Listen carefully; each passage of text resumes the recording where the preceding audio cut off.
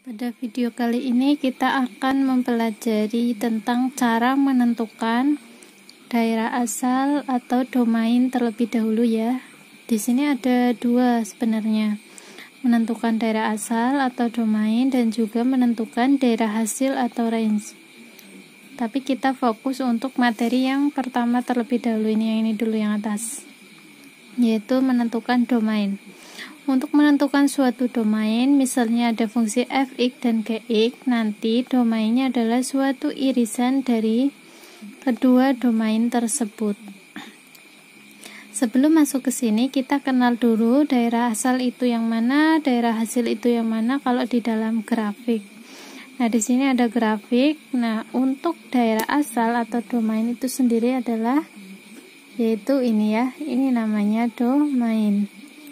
Sedangkan berarti domain itu adalah yang sumbu X yang mendatar. Sedangkan untuk range atau daerah hasil nanti ada di sini, di Y-nya. Ada di Y-nya sini. Tergantung X-nya berapa, nanti memperoleh Y-nya berapa. Kemudian yang penting lagi perlu kalian catat, untuk menentukan daerah asal ada dua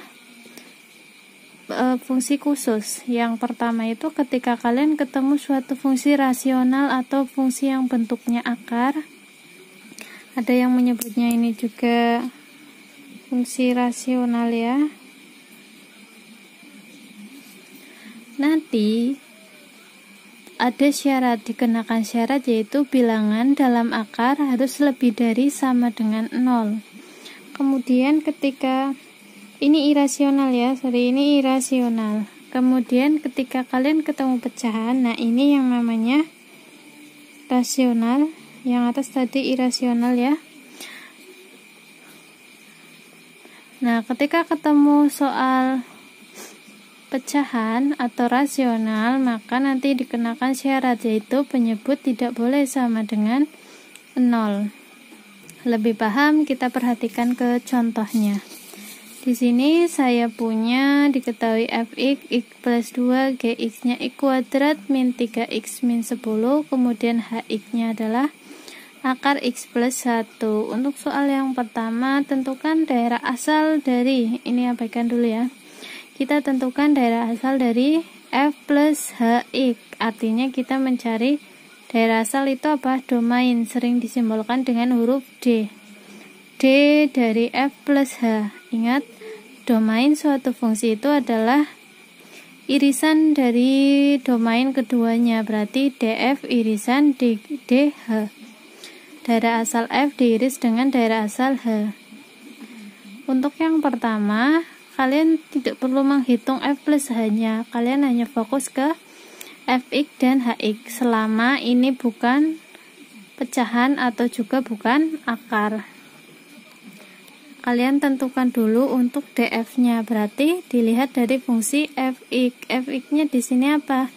X plus 2. Untuk fungsi yang bentuknya seperti ini ya, bukan fungsi kuadrat atau yang lainnya, nanti daerah asalnya adalah suatu bilangan real. Daerah asalnya adalah bilangan real. Kenapa begitu? Nanti kita bahas ya setelah kita menentukan daerah asal untuk yang hx-nya. Hx-nya itu bentuknya apa? Akar. Akar x plus 1. Berarti dikenakan apa tadi ini? Syarat, yaitu bilangan dalam akar harus lebih dari sama dengan 0. Bilangan yang di dalam akar apa? X plus 1. Berarti X plus 1 lebih dari sama dengan 0, sehingga kita peroleh X-nya lebih dari sama dengan min 1. Nah, ini untuk daerah asal yang ini, sehingga kita peroleh di sini DH-nya ini ya. DH-nya ini. Nah, kita buat garis bilangannya. Untuk garis bilangan yang atas atau yang DF, garis bilangannya adalah seperti ini. Semua bilangan yang ada di garis bilangan ini, garis bilangan, nah semuanya ini. Yang ada di sini adalah daerah penyelesaian. Kemudian untuk yang DH bisa kita buat garis bilangannya di sini Ini untuk yang dx lebih dari sama dengan min 1, berarti kita buat min 1 di sini. Ini garis bilangan ya. Setelah dibuat min 1 lebih dari berarti ke kanan. Kita arsir, berarti jawabannya di sini. Ingat, daerah asal itu adalah df plus h itu apa tadi di atas ini? Yaitu df irisan dh, sehingga kita peroleh irisan dari keduanya. Ini kan ada dua garis bilangan, berarti daerah asalnya adalah daerah yang dilalui oleh dua arsiran. Kita tarik garis putus-putus ke atas. Dari titik sini kita tarik ke atas ya, terbagi menjadi berapa daerah sekarang? Menjadi dua daerah. Ini daerah 1, ini daerah 2. Kita cek daerah mana yang dilalui oleh dua arsiran. Untuk daerah yang pertama dilalui berapa arsiran? 1 kan. Kemudian untuk daerah yang kedua dilalui oleh dua arsiran, berarti jawabannya yang ini. Karena ada dua garis bilangan, jawabannya adalah yang dilalui oleh dua arsiran. Sehingga bisa kita simpulkan di sini df plus h-nya adalah x sedemikian hingga. Ini min 1, berarti kemana? Ke kanan. Berarti x lebih dari sama dengan min 1. Mau dikasih terang untuk x elemen bilangan real, ya boleh. Semua angka yang lebih dari sama dengan min 1 ini maksudnya.